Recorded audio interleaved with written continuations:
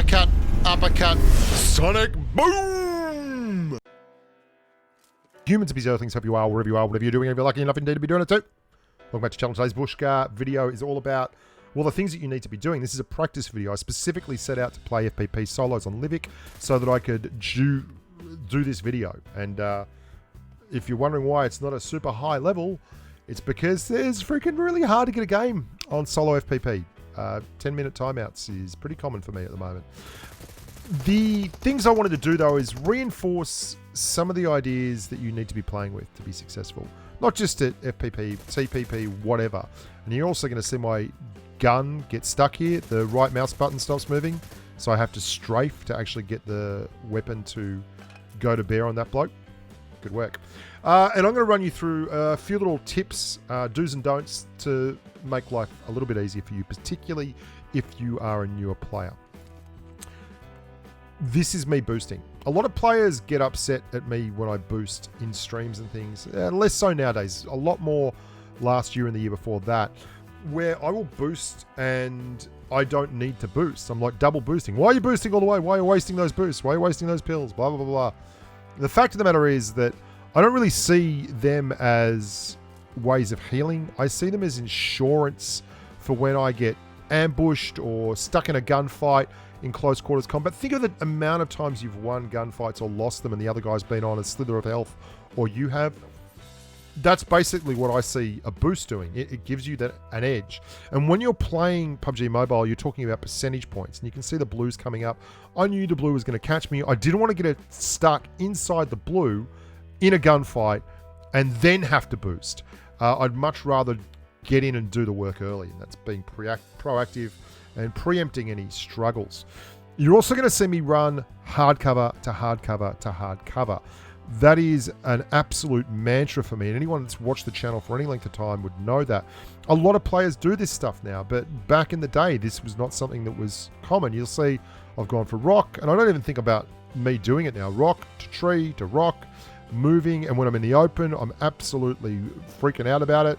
And then I change my angles because people will quite often watch you running in. One of the reasons I wanted to do this in FPP, really wanted to do this in FPP, was quite simply, it's much harder to track your environment in FPP than it is in TPP, and it makes you stop being lazy. Playing FPP is a great way to get better at PUBG Mobile.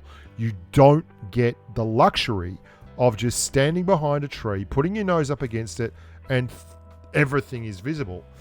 So there's a drop there. I don't want the drop. I'm very comfortable with my loadout. What I want to do is keep an eye on the drop in case someone starts looting it, and I'm going to keep progressing to the left. I'm actually going to go around the edges of this circle rather than straight through the middle. It's not just because someone is at the drop.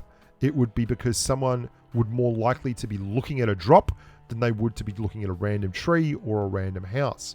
And that means that you're far more likely to get involved in a gunfight. And Livik isn't all about getting killed by the bloke that's shooting you. Livik is the capital of third party. Unlike Sanhok, there isn't huge amounts of tree cover. So you have to be very, very certain that when you get stuck in one of these gunfights, and there you go to hard cover, and look at that. I mean, I'm in hard cover because I run everything next to a hard cover, a little bit of rock or tree or a hill. I am able to very, very comfortably get out of the line of fire there. Now, I know there's someone over there to my northeast. I'm going to keep an eyeball on that, but it's late game. I'm not really worried about clearing that target as much as I am about getting stuck outside of the circle or engaged from another party. So I'm going to keep moving very, very quickly. Flank, flank, flank, flank, stay a little bit low on the kick, and then move all the way behind this hill. I'm keeping an eyeball on the right, but I'm by no means convinced that that is the only part of the world that the trouble could come from. I'm using a red dot here to view, even though I've got a 4x, because at this kind of range, a red dot allows you a much bigger field of view, so you have a look with your red dot first, and when you don't cop anything specific, you then switch to your 4x. There we go. So these guys are getting engaged. And you might have heard the guy on the right definitely wasn't using the P90. So someone over there to my north has cleared someone with a P90, and someone on my right is still alive. That's this guy here. So what we're going to do now is a late rotation. this is why you boost up all the time, because then you can afford to spend a little bit of time in the blue and your other mate that you're fighting might not be able to. And you'll see how I'm still moving to the right. He's up here firing, and it sounds like he's got a single shot rifle, and I'm going to wait on this rotation. So if he starts trying to move, I don't have to get in yet, even though I'm outside. There he goes. And we're going to wait and let that happen. And it's just a late rotation. You don't get to the circle first. Sometimes if you know there's someone with you, you kind of get in the middle of that no man's land where you get even with them, and then you let it happen. Now there's 3 left. I don't know where the other person is. I'm assuming they're to the north. The third person, no, mystery time. And we're still moving very, very quickly. Hard cover to hard cover. Look, I'm always going hard cover to hard cover. You will not find me lying down in the grass. Anyone that watches the channel knows that I just don't do that. And voila, there's our last bloke. Where is he? Someone over there has made a big noise. There he is. Get a lovely headshot. Just missed the body shot, which would have been perfect. And then we move up to a commanding position. Now, I'm not going to go and push him. I'm playing this video. I was playing this game to specifically make this video. I want to show you how you can make these decisions quickly. And look at me. I'm above the map. So this guy has to come up to somewhere that I can actually get involved with. And I'm not going into the circle either.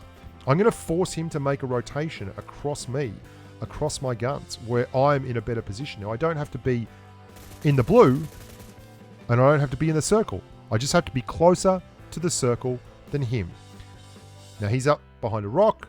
Circle's about to shift down. I'm going to gren the right side of the rock and then spray the left. So he doesn't have any choice to get away from that gren. He's got to come in, and I'm just going to hold. And I'm going to hold, keep spraying it, force him to make mistakes, and the zone does the rest for us. Let's watch that one more time, and just, you'll see that sometimes you don't really need to just like lie down in the zone and wait for them to run up. Like, that is just negative gameplay. You don't have to be in the zone.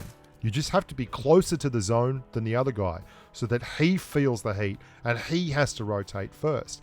Now, he might try and make a heal off, and that's one thing, but if he's behind a, make him work. Thanks very much for watching, guys. Look after yourselves. Stay safe in the battlefield. Lots more content coming down the pike. And as always, bye for now. Bye-bye. Bye-bye. Bye-bye. Bye.